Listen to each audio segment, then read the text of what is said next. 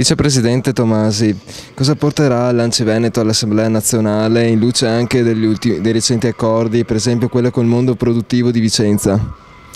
Intanto devo dire che è stato molto importante incontrarci e stabilire alcuni punti su cui convergere e quindi svolgere un'attività entrambi di sensibilizzazione e quindi di richiesta, insomma, nelle sedi istituzionali che si occupano anche di definire, insomma, quelli che sono le decisioni e i comportamenti. Questo incontro con i rappresentanti del mondo economico e delle attività produttive del Veneto ha delineato alcuni punti che mi sembrano importanti, che sono comunque in discussione anche sul piano nazionale. In particolare riguardano la semplificazione dal punto di vista burocratico, la definizione di un patto di stabilità che ci permetta di spendere le risorse che sono accantonate nei nostri bilanci, definire delle modalità di concertazione per quanto riguarda le normative che interessano gli enti locali in modo collaborativo e concertativo, superando gli ostacoli che oggi ci sono e sono evidenti, dove ciascuno, insomma, si chiude dentro il proprio fortino e non riusciamo a trovare una modalità, insomma, per riuscire a decidere insieme le cose che sono importanti e fondamentali per il nostro Paese, soprattutto in questa fase di crisi economica e di difficoltà anche sociale molto evidente.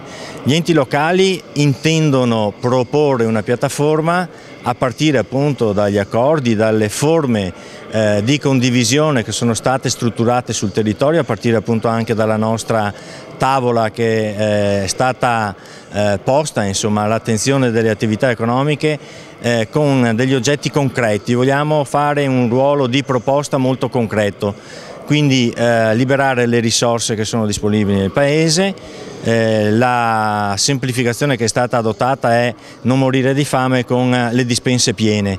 Credo che questo esempio sia molto calzante.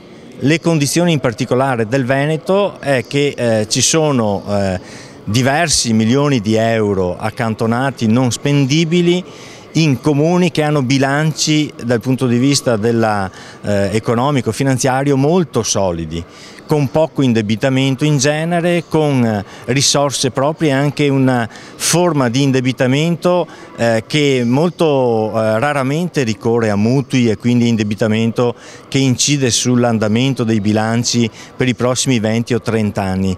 Quindi risorse proprie derivanti da avanzi di amministrazione piuttosto che da imposte proprie. Quindi questa condizione credo che ci debba vedere tutti impegnati come enti locali e attività produttive, ma come istituzioni, per cercare di dare una scossa a questo Paese. Perfetto, ringrazio.